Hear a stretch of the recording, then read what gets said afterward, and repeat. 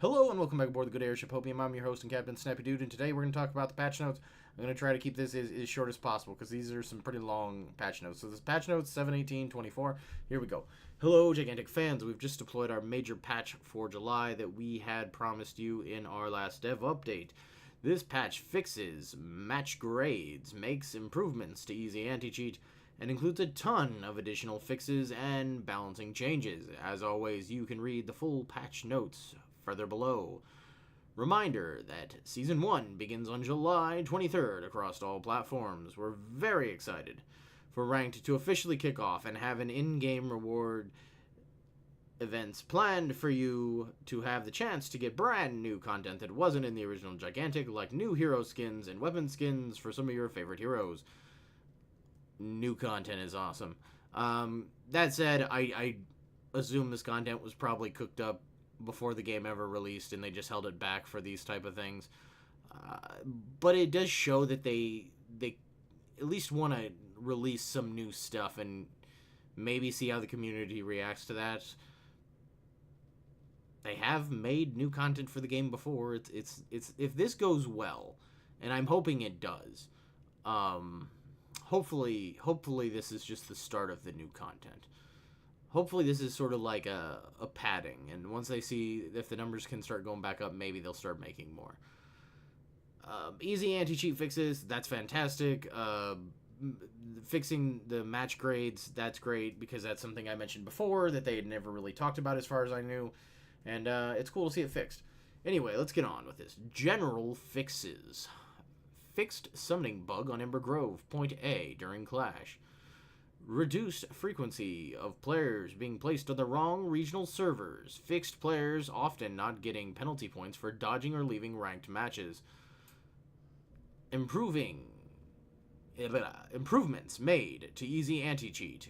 Fixed match grade calculations. Changed Mozu's Flee Before Me. Fortune Tier 3, so it's more reasonable to complete. As a Mozu main, I appreciate that. Fixed Pacos covered in snow, Fortune. Not always progressing. Balance changes. I read through these earlier when I was at work, just because I was fucking excited about all this shit. And I'm gonna say, like, I don't know if these are all like the perfect balance changes, but I will say these are the general characters I would expect balance changes for the most part. I think the only one in here who I didn't see in here that I think probably needs a little bit more of a balance change is Tiamat. But everybody else I genuinely think of either being a little bit too weak or a little bit too strong is included in here right now. So I'm pretty excited about that. So let's get on with it. Kajir, RMB, reduced charge 2 damage from 350 to 300. RMB Finesse, reduced charge 3 damage from 450 to 400. Q, decreased cooldown from 18 seconds to 15 seconds. Q, removed the 200 base damage. Q, reduced damage against enemies above 75% from 200 to 180. Trick Up the Sleeve, changed to deal bonus damage when hitting an enemy from behind, plus 180. Q, Prowl, changed to start RMB at charge level 2 after using Q. All of this seems pretty solid. There's a couple small increases here, or changes that, like, boost something, but almost all of it is like decreases in nerfs, which is what Kajir needs. But I think if you're going to do a bunch of nerfs at one time, it makes sense to boost some things just a little bit. Like changing the thing to do the bonus damage and stuff, that it kind of helps. But it's mostly just nerfs, so which is good. Kajir has been a little OP. Ashling, LMB, Spectral Defense, reduces armor buff from 20 to 10. Ooh, that's a big cut. I don't know if that's a cut I would have made, but maybe like start at like 15 or something. Going all the way to 10. Ouch. RMB, Cador's Restoration. Cador heals allies for 35. That's been reduced to 30. That's a pretty reasonable small start to balancing a character out. I like that. Q Talent heals Cador 750 down to 500. Ooh, another steep cut. Cooldown range. Charge on the E is going from 8 to 14 to 8 to 16 seconds. When Cador dies, cooldown of all skills go from 15 seconds to 18 seconds now. Ooh, next up is Sven. Sven is a character that almost everybody agrees is S tier. Let's look at what they did to Sven. Oh, Svenny boy. Removed push against enemies on his Q. Ooh. Q sticks to you, adds push against enemies. Okay, so I don't know a lot about Sven, but it basically just looks like... I don't ever hardly play Sven. So I'm taking it they just moved the push to one of the higher upgrade tiers on that move. It sounds like it was just there at the beginning. I don't ever really pay attention to this. I don't like Sven. I don't like playing as him. So his moves just elude me off the top of my head. Bounces off me. Reduces armor buff from 20 to 10. Ooh, that's a steep armor buff decrease. But it actually that probably isn't the worst. Super bounce now increases the armor buff to plus 20. Ooh, that's an increase. That's interesting. I didn't think we'd see any increases in Sven. Q absorption matrix. Reduced the healing duration from 10 seconds to 5 seconds. Persistent prerogative. Immunity now applies while inside the puddle. Oh. Now applies while inside the puddle. That is, you know, that's what it is. That makes sense. Roland. I'm honestly a little surprised that Roland, old boy, only has such a short list here. I figured we'd see some more nerfs to Roland, because good Rolands are just, they're pretty dominant in a match. But let's see. Roland. Reduced damage to 500, 700, and 1,000 on his focus move. His focus can now be deflected. I think that's a reasonable way to balance his focus move. Nerf the damage a little bit. I still think 1,000 is really, really high. I guess I'm just not sitting here staring at a spreadsheet with all the other focus moves and the damage they do based on them. But, man, 1,000 is just, I mean, it's pretty high. I don't know what, like Beckett's, for example, I don't know what her bombs start at, but I feel like it's like 300 or something, or 200, somewhere in there. Like, it might be, I think it's like 3 something. This just seemed like 500 and 1,000 and stuff just seems a little, but it's a good way to start. I'm okay with that, especially the deflect thing. I think that's good. Zandora, argued by most to be the weakest character in the game. Actually, now that I'm thinking about it, Griselma's another person that I'm surprised isn't on this list. I'm surprised Griselma's not getting some buffs and T-Mont's not getting some nerfs. But hey, maybe they're waiting to see how this... Maybe they think the game dynamic will change a little bit with this set, and that that will shake some things up. RMB Conversion of Strength. All hits now reduce cooldown of all other auras. Okay. Q, increased move speed buff from 10% to 20%. Ooh, that's a nice buff. That's a nice buff. Q, all do haste. Increased movement speed buff from 25% to 40%. Jeez, a 40% movement buff. That's a little bit. That's pretty high. Conversion of haste. All hits now reduce cooldown of all other auras. Increased purify range to match the aura on E. E. Life goes on, increasing healing from 35 per second to 45 per second. E. Conversion of life. All hits now reduce cooldown of all other auras. I like that.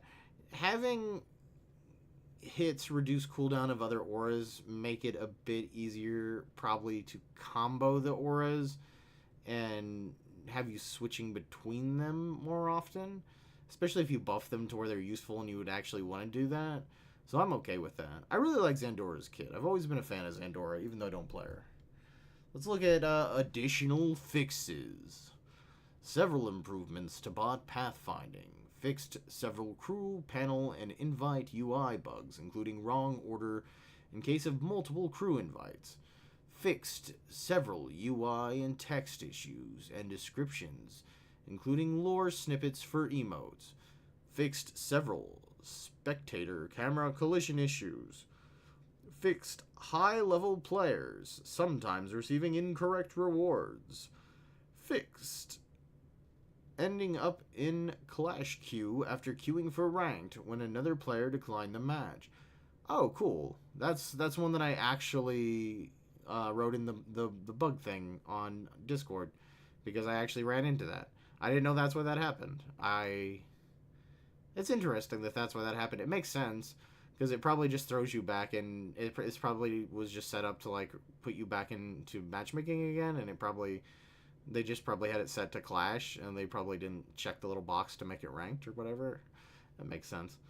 I see how it happened. It's something dumb and simple, and they probably just completely didn't even pop up on their radar when they were about to release it. Fixed a visual bug for ranked, where sometimes... Oh, I sneezed. I must be allergic to this patch fix, whatever this is. That was actually a legitimate sneeze, though. Fixed a visual bug for ranked where it sometimes looked like players lost MMR after a win. I didn't run into that one. I did run into matches where it didn't imply that I was in a ranked match, and then I got MMR.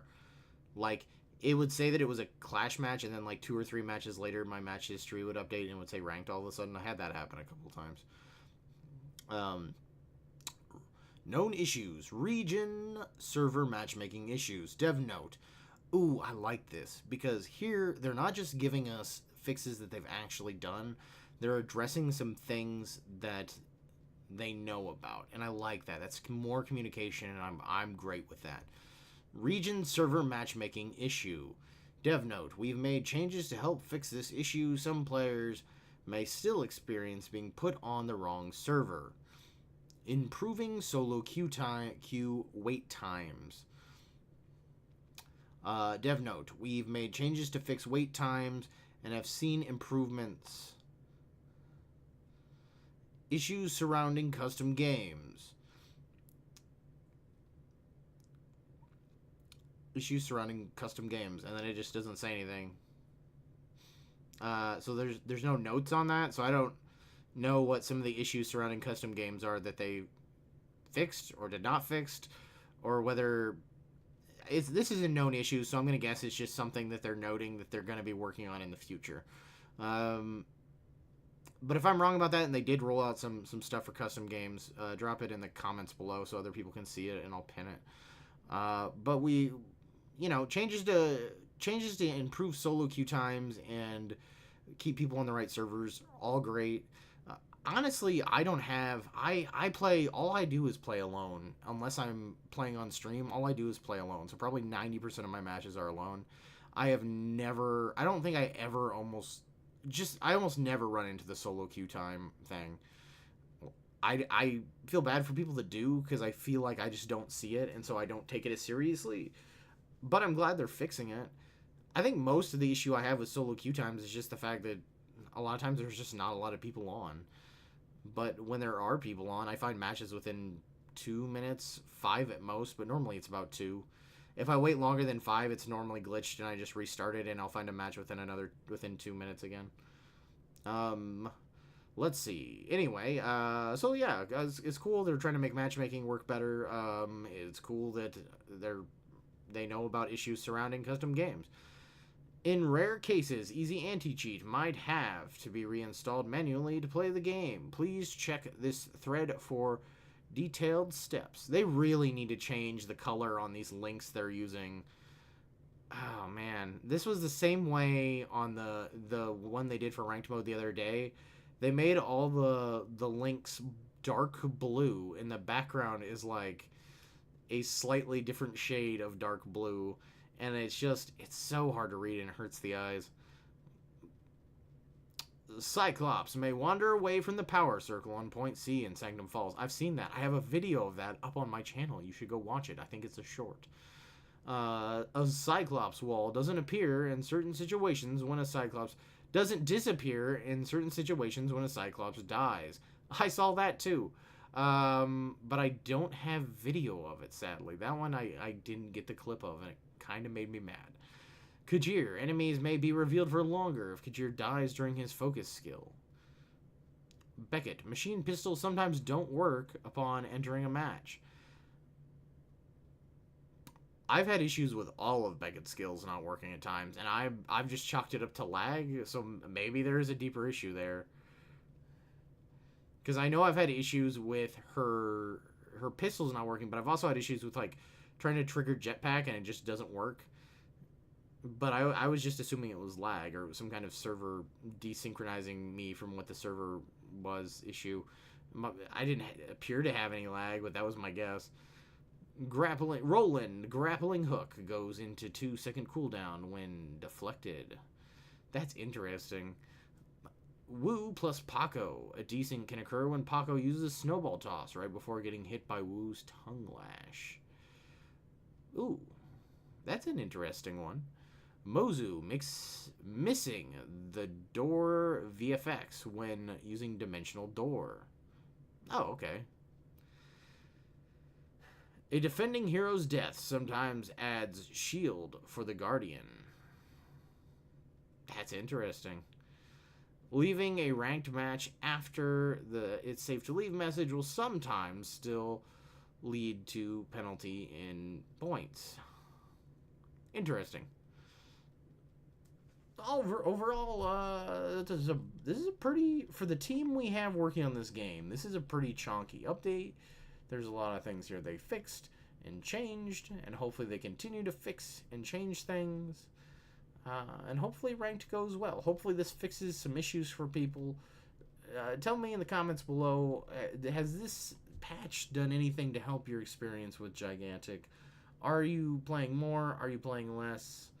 I know I'll be playing a bunch this weekend, so let me know in the comments below.